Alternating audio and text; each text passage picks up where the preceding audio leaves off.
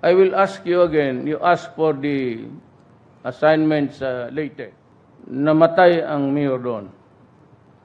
You ask for another assignment sa Osames, namatay ang mayor doon, si Paraheno. Ngayon gusto mo sa Iloilo, kasi si Mabilog has been identified as a protector, mayor. Mabuhi ka siya? Gusto ko nang tanungin kasi ako naman ang pagbibintangan.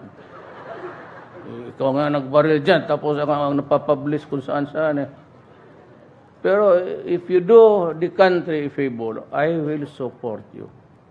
And we all, Tendal will all go to jail. Do not worry. Just follow the rules of engagement, the requirements of duty, which you have learned in you are free to kill the idiots. I hate to see dead policemen and soldiers performing their duties. Do you hear me? Your next assignment is Iloilo. Thank you. Mag-report ako sa kay Presidente Rodrigo Duterte. At diretso po kayo nagre-report. Normal po ba ang isang, at that time sabi ninyo major kayo, normal po ba yon na yung isang major, diretsong nagre-report po sa kanila? Again, hindi, Your Honor. Sabi po ninyo dito sa inyong affidavit, kayo po ay dating Chief of Police ng Albuera, Leyte. So bilang Chief of Police po ng Albuera, Leyte, ano po ang inyong mga naging duties doon? Pardon, Mr. Chair, Your Honor. Bilang Chief of Police po ng Albuera, Leyte, ano po ang inyong naging duties doon? Bilang Chief of Police. Number one, to disband the Kerwin Espinosa drug groups, Your Honor, Mr. Chair. Okay. Dito po sa inyong affidavit, number 4, page 1, sabi po ninyo dito, kayo po ay personally handpicked by former PNP Chief Ronald Bato de la Rosa. Ito po bang PNP Chief Ronald Bato de la Rosa ay siya rin pong si Senator Bato de la Rosa? Yes, Your Honor, Mr. Chair. Alright. So, ang tanong ko po, ito po ba ay, sabi po ninyo dito, PNP Chief Bato told me this in a phone call after he introduced himself to me. So, ito po ba yung first time na nakausap po ninyo si then PNP Chief Bato de la Rosa? Yes, Your Honors. Hindi pa rin po ba ninyo siya nakakaharap noon personally? Hindi Prior pa. to the call? Hindi pa, Your Honors. So, ito po yung kauna-unahan? Yes, Okay. Your Honor. So, normal procedure po ba yon na ang isang chief PNP direktang tatawag sa chief of police? Hindi po ba, di ba, may ano po yan? May tinatawag po tayong chain of command. Yes, Your Honor, Mr. Chair. So, ito po ba normal procedure? Hindi normal, Your Honors. Hindi normal yung Yes. pagtawag po sa inyo ng diretsyo Yes, ni Your Chief Honor. PNP Bato de la Rosa. Yes, Your Honor. Bakit po ninyo nasabi na hindi po normal? Kasi mostly naman, Your Honors, for my how many years in service, ang assignment talaga through sa documents na padala sa inyo na ikaw ispinido sa personnel na ikaw na-assign na doon. So, mayroon kang order, you must report to your new assignment to avoid owl. So, paano nyo nasiguro na yung kausap po ninyo sa telepono si Chief PNP Bato de la Rosa? Hindi po ba kayo nagtaka? Isang Chief PNP ay diretsyon tumawag sa inyo? Your Honor, to tell here the truth, kung ikaw tawagan ng Chief PNP, hindi magtaka, Your Honors, because masayahan ka. Ma-impress ka na ikaw, ang liit mo, major ka lang ang ranggo mo, tinawagan ka ng Chief PNP. Nagpakilala naman siya, Your Honors, na siya si Chief PNP Bato de la Rosa, ang bagong hipi ngayon, tapos yung mayor na sa tabi niya na nag-request, nakakilala ko, Your Honor. So, nung time po, at that time, ang ranggo po ninyo is major. Major, yes. Pas major. Tama po ba? Major, Okay. yes, Your Honor. Nagkausap ni then Chief PNP Bato de la Rosa. Ano po yung mga specific instruction niya or marching order po sa inyo? ang instruction lang na tulungan mo ako, Juby, at saka si President Duterte, about this war against illegal drugs. So dapat galingan mo ha. Ikaw ang i-assign ko as Chief of Police ng Albuera. So dapat mawala na yung mga drugs sa Albuera. So Your Honors, yun yung natandaan ko. Meron po ba siyang sinabi kung paano mawawala ang mga drugs sa Albuera? Any specific instruction? Your Honor, Mr. Chair, ang police, isa lang ang word, general word na ibigay. Lahat alam na namin ang isang meaning din. Ano po yun? Pag sabi na mawala, kasali na yung mamatay. Mamatay? That is very obvious for us, an officer, So pag Your Honor. sinabi po sa inyo na mawala, ibig sabihin, mamatay, tao po. So, by all means, Your Honor. By all sasabi means. ko. Yes. Okay.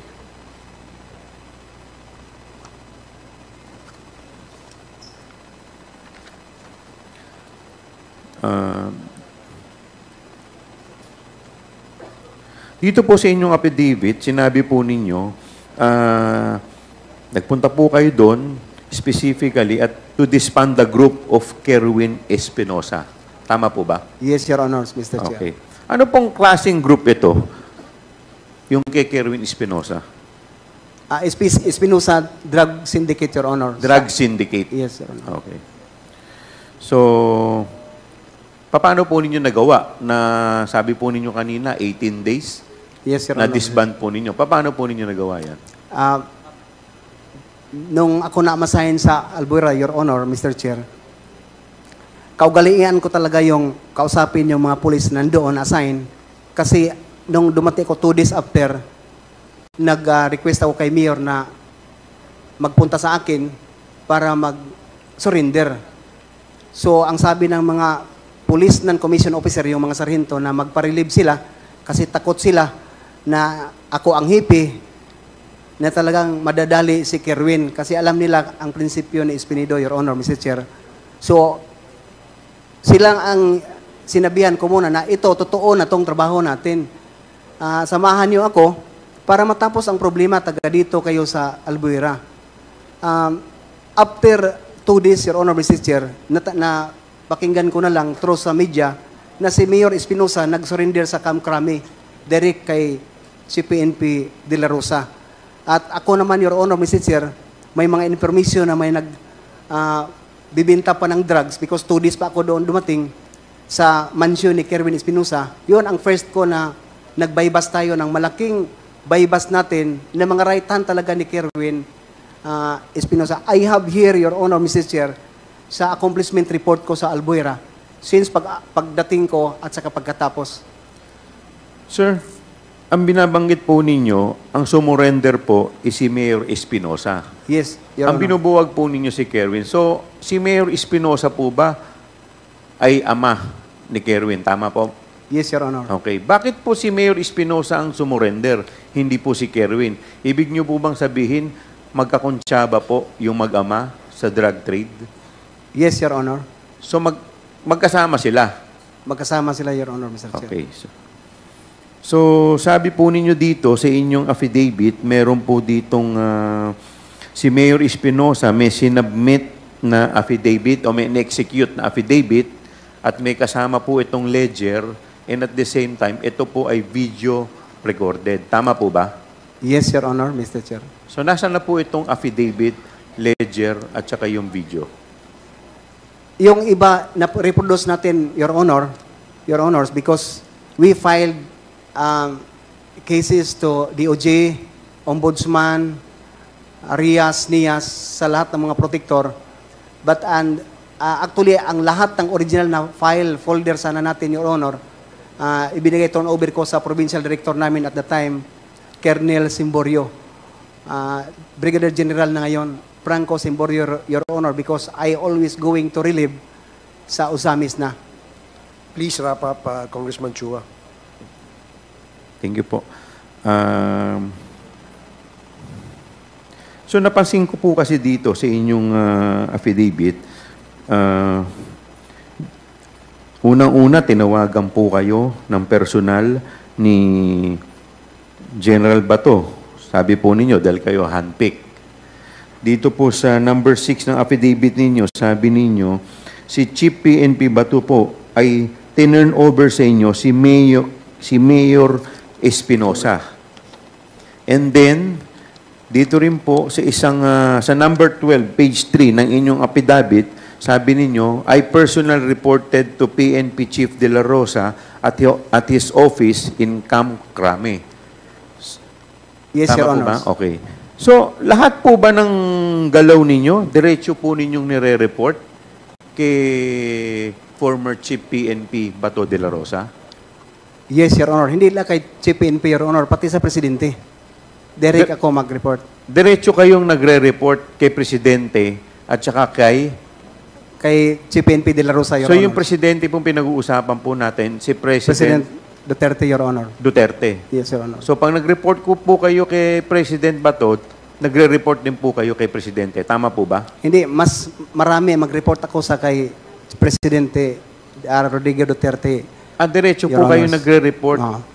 Normal po ba ang isang, at that time sabi ninyo, major kayo, normal po ba yon na yung isang major, diretsong nagre-report po sa kanila? Again, hindi, Your Honors. Hindi normal. So, ibig sabihin po, kayo po ay kumukuha ng instruction directly from the President and Chief PNP Bato. Tama po ba? Yes, Your Honors.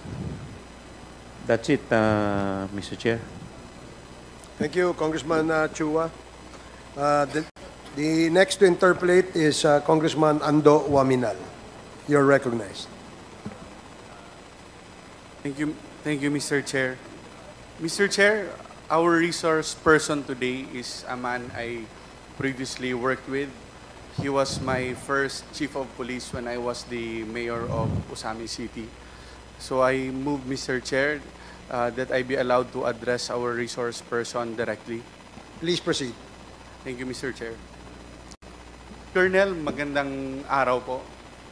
Magandang araw. Nabasa ko po ng maigi ang the same affidavit na binasa at kinumpirma ni Congressman Joel Chua. May tanong lang po with regards to your assignment in Usamis.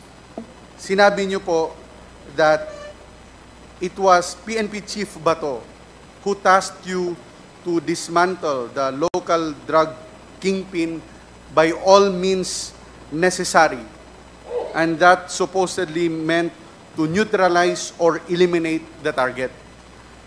Dito din po sa affidavit ninyo, sinabi niyo po na si Mayor Aldong Paruhinog nag-report sa inyo na itong lahat ay politically motivated or he is being politically persecuted.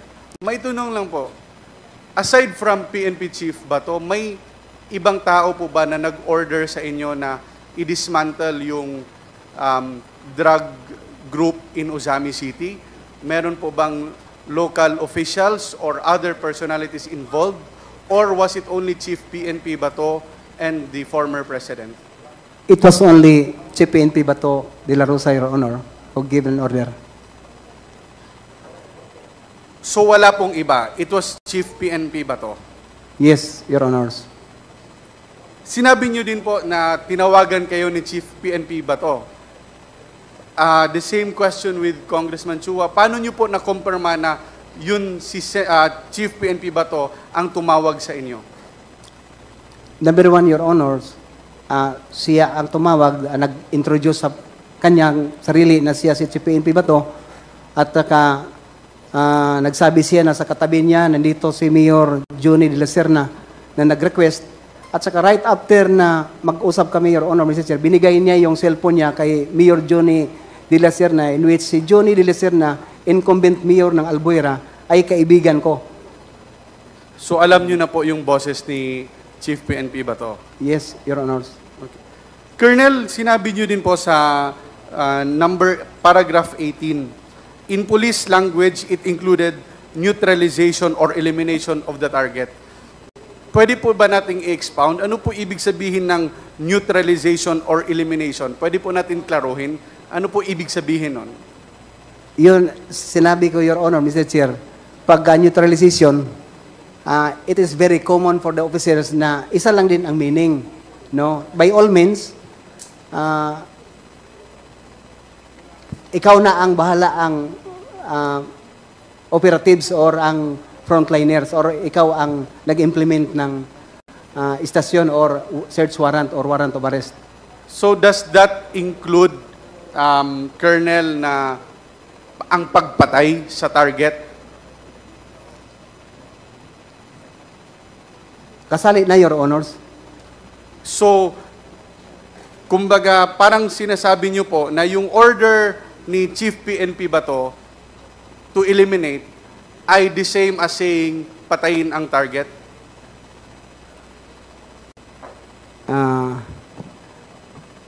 Your Honors, Mr. Chair, I understand do you if allow you, me to not to answer that question, Your Honors? I understand if you will not answer it, Colonel. Sinabi niyo po sa inyong salaysay na na-establish nyo in 2 months na yung droga na yung illegal drug supply in Ozamis ay nanggagaling sa Paruhinog crime family. Paano niyo po ito na-establish, Colonel? Your Honor, Mr. Chair, I've been assigned in Ozamis mid of December. I talked to the siblings, the mayor, the Paruhinog family. To this, after I assume as a chief of police in that city, telling them what really I want to do, I want to have from them na gusto ko, Your Honor, Mr. Chair, na isurindi nyo na lang lahat para makauwi na ako sa Leyte. But then, sabi nila, politika yon. Pinapabayaan ko for 2 months, Your Honor, Mr. Chair, na magtrabaho ang Paruhinog because before I assign in Ozamis, I've heard a lot na dalawa ang PNP, dalawa ang LTO. Ang PNP, that means ang isa, Philippine National Police, yung isa, Police ni Paruhinog. Yung LTO naman, Land Transportation Office, yung isa, Lawis Transportation Office. Pag PNP, lahat ng mga huli sa police natin, PNP, na Philippine National Police, i-turn over sa police ni Paruhinog. So doon ang transaksyon. Kung ikaw naman manawakawan ka ng mga sasakyan, doon ka magpunta sa police ni Paruhinog sa office ng tinawag nila na Lawis Transportation Office para magbigay ka ng tira.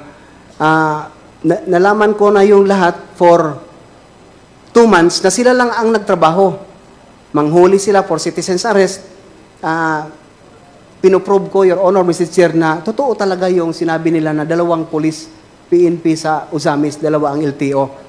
Nung last, Your Honor, Mr. Chair, na tinuturn over nila sa akin na mag-asawa, a couple, na nagsasalita na sa amin na, Sir, planted sa amin ni Mayor.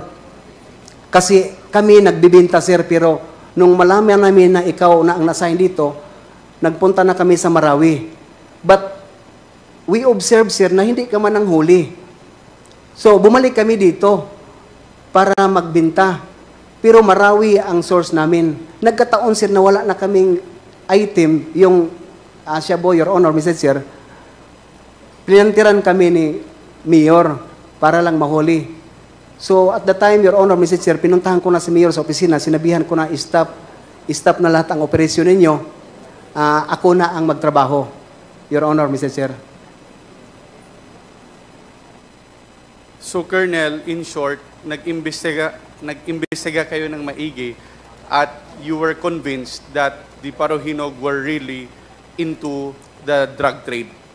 Yes, Your Honor, Mr. Chair.